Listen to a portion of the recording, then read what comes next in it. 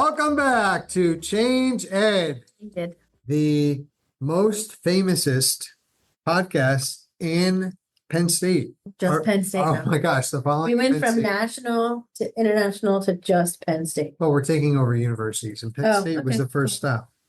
I am your host, Andrew Kuhn, education consultant from Montgomery County Intermediate Unit. Here with me. I'm Patrice Semachek. I also work at the Montgomery County Intermediate Unit as an educational consultant. Stop making me say it every time. We've had this conversation. Everyone knows what we do. We have a super fantabulous show. I think I would love to share a brain with this person. Yes. And just so everyone has some context. It's not Andrew. Everybody knows that. That's obvious. We set aside a half hour for this episode, and we're now going an hour strong. Sorry. And we've had all sorts of amazing conversations that were all separate and interconnected at the same time. Yeah. So I would like to introduce Dr. Carla Zembal-Saul from Penn State. Welcome to the show. Would you mind introducing yourself to the Change Ed Nation? Sure. Thank you for having me. It actually is quite a privilege, and I've enjoyed our talk today and hope we can continue it. I'm a professor at Penn State. I'm a former middle school teacher, a background in biology, and I am dedicated to making sure that young children have the right to investigate their world with the joy and wonder and to have their ideas taken seriously. And so everything that I do revolves around that, whether it's curriculum work, professional learning with teachers, the research that I do, the practice that I engage in is all connected. So I'm really excited to talk to you about that today and looking forward to reconnecting and continuing to connect in the future. Hi, Change Ed Nation. Yeah. I feel like you're like talking to the Bachelor Nation, like, hi, Bachelor Nation. You know? Yeah, a little. Can you tell us a little bit? I know we're getting ahead of ourselves. Do you do systems work? I wouldn't characterize myself as someone who does systems research, but as someone who works in elementary science education, you have to think in terms of systems. I always push back on these deficit narratives about elementary teachers and what they can do and what they can't do and how they are at a loss in terms of their content knowledge in science and their pedagogy, and they just do activities or science falls off the end of the day. I think those are very damaging narratives. And when you start to talk to people about, tell me more, about why you're thinking that way, it's very easy to say, like when they throw something out, well, why is it that why is it that their content knowledge is limited? Was that something that they could have fixed? Well, no, they went to a teacher preparation program. And in that teacher preparation program, they were probably prepared as generalists. And so we're part of that system, that part of the system of preparation. You talk about teachers not having time at elementary grades. Well, who dictates how much time other things get? They don't. It's not them saying you have to have very little flexibility in LA and this. So all of that is related to systems, and I could go on and on about that. But the amount of that's actually under the control of an elementary teacher to do what she knows is right for kids and is pulling in some of these pedagogical practices as well as the science and engineering practices and phenomena based. Even learning about that, when are you going to do that in your classroom? And so systems, we have to think in terms of systems and how to change systems. And that's no cakewalk. One of the things that I found so fascinating in the work that we've been involved in is as you peel back the layers, it appears to be a bigger, much larger systemic issue, not even limited to being local it's a much larger issue. So when you said deficit model, it just rang in my mind of how shifting from a deficit model to a strength-based model is a huge undertaking and a big shift, not even systematically, but culturally. Like we don't even just focus on that's culturally. We're always, even as adults, we're finding the deficit. Like it's. I read a book that's called First Break All the Rules, and it was actually based on business. But one thing that, there were many good things in there, but the one thing that stuck out to me the most was instead of trying to take out what's left in for people, why don't you try to keep what is already in there? Enough has already been taken out from individuals. and let's focus on their strengths instead of focusing on, well, here are things that you can work on to improve who you are. There's already a skill set or things that are unique to you that make up who you are. Let's focus on that and make you the best at that for what you do. And there are now tools, AKA AI, that could help you fill in those gaps. And so, work on that human part of who you are that really makes you great. I actually recently served on a National Academies of Science, Engineering, and Medicine on one of their consensus reports, and it was around pre-K through 5 science and engineering. And our subtitle for the book was Drawing on the Brilliance of Young Children and the Strengths of Teachers, because the assets, and I've written about this with another colleague, the assets that elementary teachers bring are phenomenal, right? And some of those practices lend themselves to supporting science learning. You have more contact with kids in developing relationships in those early grades, more contact with families and opportunities for family engagement. Some of the things that we do in ELA in elementary map beautifully to cross-cutting concepts and other literacy practices. The analyzing data and representing data maps beautifully to mathematics. So this is not a whole new ball of wax. Teachers just have to understand how it's different. And to do that, it's not going to be a one-shot professional learning experience, because they have to sort of interrogate what those strengths are and how can they be used in this area that really can excite, create interest, form identity of all students in my class as it relates to science. So yeah. I love that. When is that published already? Both are published already, and I can send you. Are you allowed to share them? We call this the beautiful book. So look at that. These report. All of these are free and available. I'm not hawking wares. We don't get paid for this work. They pay us with the prestige of sitting on a National Academies Consensus Committee. And for that research report, we actually wrote a companion piece for practitioners. It takes the research synthesis in the book and pulls it out. And you could do a book study, but it has lots of examples from classrooms of what we're talking about. How does phenomena and design challenges, how do they orient children towards investigation and design? Like, what does that look like? Why is that so important? And examples of here's what it looks like when a teacher does this in a classroom. What about modeling to get your ideas out, those initial ideas out? Well, we're going to show you how models developed in this classroom over the course of an entire unit. And then there are opportunities for teachers to try things in little steps using the framework of the book. So yes, and then the piece that I wrote with my colleague is actually published in the Ambitious Science Teaching book. Not the one that you're reading. 2 and 2 together. I was going to say, wait a minute. You're reading. I thought I might have it right here, but it takes different perspectives. And my colleague, Heidi Carlone, who's really strong in elementary, equity, engineering, children, and graduate student at the time, Michelle Brown, we really thought it was important to get the word out there that just stop it with these deficit narratives. They're not doing anyone any good. They're actually damaging. And we need to figure out another way to harness these strengths. And so they're not well articulated in the research. If you're in any teacher's classroom for an extended period of time, you know what they are. So what I'm trying to do is craft a study right now that would allow us to look at particular kinds of practices that teachers use, even cultivating a safe, caring community where kids can get their ideas on the table and feel like that's an okay thing to do. We're going to help each other get better. It's not about right and wrong. Teachers know how to do some of those things. So just trying to put a little more data behind it. But like I said, anybody who's been with kids, anybody who's been with teachers in class, in school knows these things from a practice point of view. Right.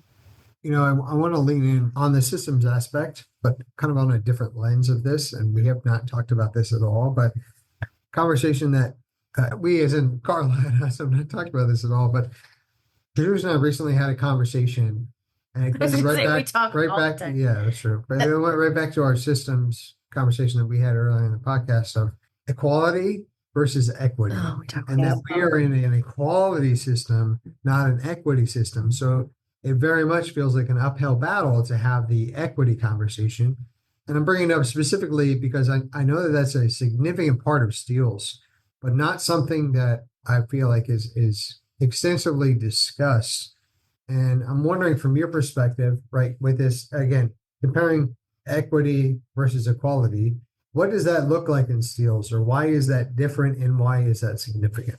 I think it's why it could be different, right? So Steele's, at least at the elementary level, largely based on next generation science standards, which was largely based on, wait for it, a framework. Right? And for the first time in we have all that. Equity was explicitly included in the framework. So it's why you see this strand being pulled through. Doesn't mean that we're going to be able to achieve it, but I think moving towards it, as long as we're always moving towards equity and an equitable and just system and equitable and just learning opportunities, I'm not sure we even have equality in that kids get pulled out, English learners get pulled out to go do work in that intervention, and they miss. Where do you pull out from? You pull out from the things that aren't as important or tested at every grade level. Or can we talk about how that statement in itself bothers me? I know it's not your statement because you did your air quotes, but especially for L's and for students who have differences, the access to the background knowledge that comes when you do science and social studies is inevitably going to enhance their reading and their math scores. What I struggle with, and maybe this is, again, everyone on the planet knows I grew up in Florida, so maybe it's just a Florida thing. When I was in my pre-service program at University of Central Florida, we were an infused EL program. So like I didn't walk out of any of my classes without knowing how to handle ELA for L's or math for L's, or like it was just part of the culture down there. When I moved up here, that wasn't the case. And a lot of times what ends up happening, like you said, kids are being pulled from opportunities that are going to enhance them background knowledge wise. And the more we understand about background knowledge, the more we understand their comprehension scores are going to soar. And the more access they have to all these experiences, the more pathways they're creating in their brains. And so for me, it's always been such a struggle to say, I'm going to pull them from science and social studies, or even art and music that do the same thing in terms of creating pathways. Why do we do that? That's the question, right? Why would we do that? It makes me so mad.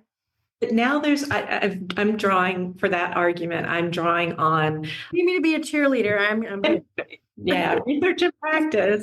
Also, that synthesized in a different recent National Academies report that pulls together all the data that show that this is really a powerful approach for English learners, for all learners, but English learners in particular, because you don't have to be fluent in English to engage fully and participate fully in science investigations and the opportunity to engage with phenomena. You'll have equipment that you can point to and talk about. There's all kinds of gesturing that happens. Kids can read a graph, right? And might not be able to explain it in English, but they can understand ideas. And in doing that, you develop language, right? There's another group that we automatically assume they're at a deficit because they don't speak our language. And so going back to your earlier thought about we need to switch from a deficit mindset to a strengths-based mindset, 9 times out of 10, our English language learners have a lot of this content already from prior experiences in other spaces. And we're making an assumption because they can't say it in our language that they don't have the understanding. So I'm just going to put a period on what you said because it makes me. Yes. And that whole idea of our language, it's about the ideas. It's not about, and they're able to express those. They have life experiences and funds of knowledge that allow them to make sense of new things that they encounter. But I find that in elementary, I get that a lot in general, this idea that kids come to me without any background in the content I have to teach. And it's like, really? Have you checked on that? Because the whole blank slates. But how do you know? That's usually the question. How do you know? What's telling you that? Yeah. Data do that. And then just working alongside teachers to when a kid has a brilliant idea. Sorry, is he like Tony? No. I'm like, you're not here. It's me and Carla now. I'm sorry, we got off on this. Don't be sorry. This is my favorite. This is the that I care about. This is the stuff that I'm passionate about. In case you could, that's why I'm like, I love Carla. I'm just here for comic relief. You let me know when to cue that, and I got it ready. Sorry, went on a tangent with you. I'm sorry. Wait, well done, Emerald. What was your question? No, I was gonna add to it and say that the other part that I think we overlook. What's so interesting with the gifted work that we're doing is that, there's this mindset, again, this deficit mindset of like, when we have twice exceptional students, well, let's separate out those two things. So let's look at the deficit which is, I'm not calling it that, but that's the mindset. Let's fix the deficit. And we'll deal with giftedness later. Yeah, with strength. But again, that same mindset, but also for L's is this idea that you're also needing to figuring out how to assimilate into a new culture. Mm-hmm. So they're bringing their own culture, their own history, their own heritage. And so the way that they were raised to, interact with people or respect adults and whatever capacity that might be, interaction, how do you eye contact, all of it, where we're taking our cues and projecting onto others what that means would really, the onus is on us to figure out let me learn more about you and how you communicate, even non-verbally, so that I can be more effective and be a better advocate for you to get you what you need. I guess that in some way for me, that goes to that equality mindset of like, okay, we're going to move all L's over to this space. We're going to give you all the same thing and then we'll bring you back versus kind of that. To me, the other one's kind of more of an equitable approach where it's like, let's learn about each other in whatever capacity, and then we're going to give you what you need versus giving you what we think you should have. Yeah. And assimilate is part of it, right? Like that whole idea is problematic when you pick it apart. It's like the focus now on multilingual education, making room for funds of knowledge when we're working with kids are all ways to pull those assets forward and for everybody to be part of a community that is learning together and learning from one another and valuing one another's culture and language and linguistic resources, the cultural resource. It's a very different way of thinking. And I still go into districts from time to time that are English only. And if there was just a little room, right, to stretch that idea, we could be better supporting all children in our classes. I like the way you phrase that. A little room to stretch the idea. A little space. Because once you start, you can go. Once you pull at the thread, it's gone. Right, but you got to get the thread. I moved a lot as a kid, and I was fortunate though that I didn't have to also address a language barrier. However, I kind of moved across intra-nationally. Like you just moved to another state. Yeah, thanks for making it sound like there's no big deal. So, no. but the point is that there were still cultural differences even within those states that I was encountering. So I guess from an advocate standpoint I spoke the language, but even then there was different dialect or different things that we valued Did you say to me you read the same book like 4 times because you're in 4 different schools?